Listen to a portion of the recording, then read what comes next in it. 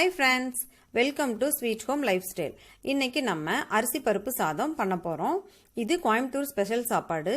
இது லஞ்சுக்கு ரொம்ப நல்லா இருக்கும். இதை ரொம்ப ஈஸியா பண்ணிடலாம். வாங்க எப்படி பண்ணலாம்னு பார்க்கலாம். இதுக்கு தேவையான இன்கிரீடியன்ட்ஸ். 1 டம்ளர் சாப்பாட்டு அரிசி, 1/2 டம்ளர் துவரம் பருப்பு, 1/2 மணி நேரம் ஊற வச்சு தண்ணி வடிச்சு எடுத்து வச்சிருக்கேன். 15 சின்ன வெங்காயம் சின்ன சின்னதா கட் பண்ணி வச்சிருக்கேன். 10 பல் பூண்டு, 2 தக்காளி சின்ன சின்னதா கட் பண்ணி வச்சிருக்கேன்.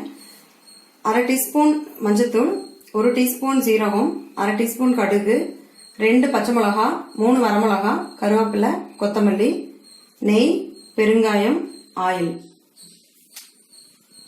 ஸ்டவ் ஆன் பண்ணி குக்கர் வச்சிடலாம்.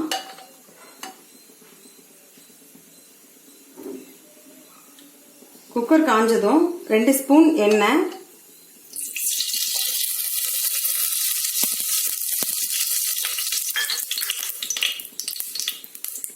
1 ஸ்பூன் நெய் விட்டுக்குங்க.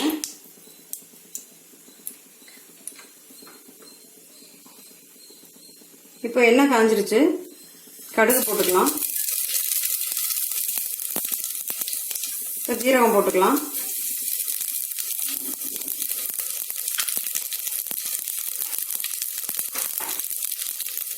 இப்போ கட் பண்ணி வச்சிருக்க சின்ன வெங்காயத்தை போட்டுடலாம்.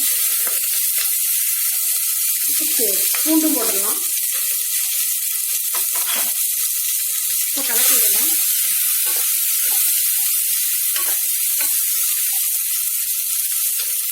இப்போ 3 வரமிளகா எடுத்து வச்சிருந்தாலும் அதுவும் போட்டுருங்க.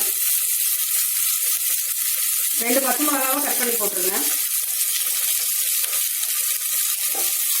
இதை வதக்கலாம். கருவேப்பிலை சேர்த்துக்கலாம்.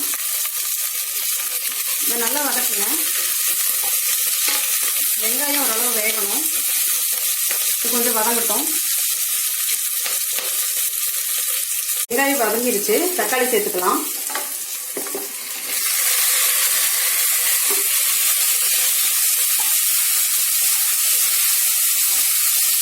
தக்காளி சேர்த்து நல்லா வதக்கலாம். கொஞ்சமா உப்பு சேர்த்துக்கோங்க. இப்போ தக்காளி சீக்கிரமா வதங்கிடும். இப்போ தக்காளி வதங்கட்டும். இப்போ கொஞ்சம் பெருங்காயம் போட்டுக்கலாம். கொஞ்சம் கிளறி விடுங்க. தக்காளி வதங்கிருச்சு. இப்போ தேவையான அளவு தண்ணி ஊற்றிக்கலாம். நான் 1 டம்ளர் அரிசி, 1/2 டம்ளர் துவரம் பருப்பு எடுத்திருக்கேன். 1 டம்ளர் அரிசிக்கு 2 டம்ளர் தண்ணின்னா இப்போ துவரம் பருப்போட சேர்த்து 1.5 டம்ளர் வருது. அதுக்கு நீங்க 3 டம்ளர் தண்ணி எடுத்துக்கோங்க.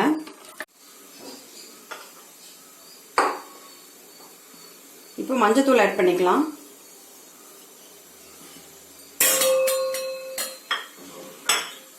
இப்போ அரிசியும் பருப்பும் சேர்த்துடலாம்.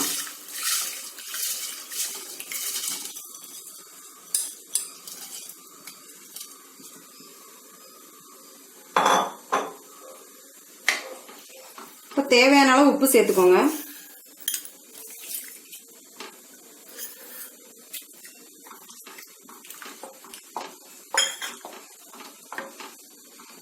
இதை நல்லா கலக்கி விட்டு காரமும் உப்பு எந்த அளவுக்கு தேவைன்னு பார்த்துக்கோங்க. உங்களுக்கு காரம் தேவைப்பட்டுச்சுன்னா கொஞ்சம் மிளகாத்தூள் சேர்த்துக்கலாம்.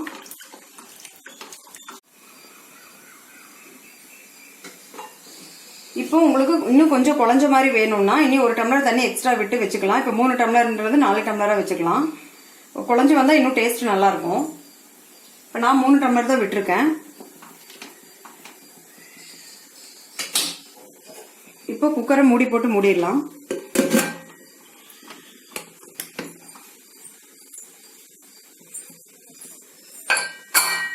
ரெண்டு விசில் வந்ததும் ப்ரெஷர் போனதுக்கு அப்புறம் பார்க்கலாம். 2 விசில் வந்து ப்ரெஷர் போயிடுச்சு. இப்போ குக்கர் ஓபன் பண்ணி பார்த்துடலாம்.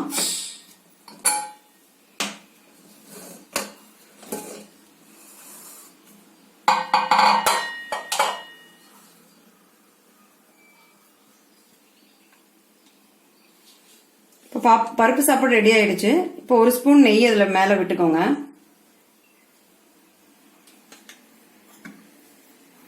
இப்போ கொத்தமல்லி இலை தூவிடலாம்.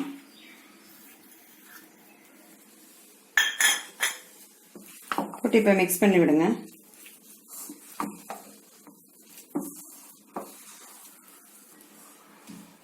இப்போ பருப்பு சாப்பாடு ரெடி ஆயிடுச்சு. இப்போ டேஸ்டியான ஹெல்த்தியான கோயம்புத்தூர் ஸ்பெஷல் பருப்பு சாதம் ரெடி ஆயிடுச்சு. இதே நீங்க வீட்லயும் ட்ரை பண்ணி பாருங்க. இந்த வீடியோ உங்களுக்கு பிடிச்சிருந்துச்சுன்னா லைக் பண்ணுங்க, ஷேர் பண்ணுங்க, கமெண்ட் பண்ணுங்க, சப்ஸ்கிரைப் பண்ணுங்க, பக்கத்தில் இருக்க பெல் பட்டனை கிளிக் பண்ணுங்க. தேங்க்யூ.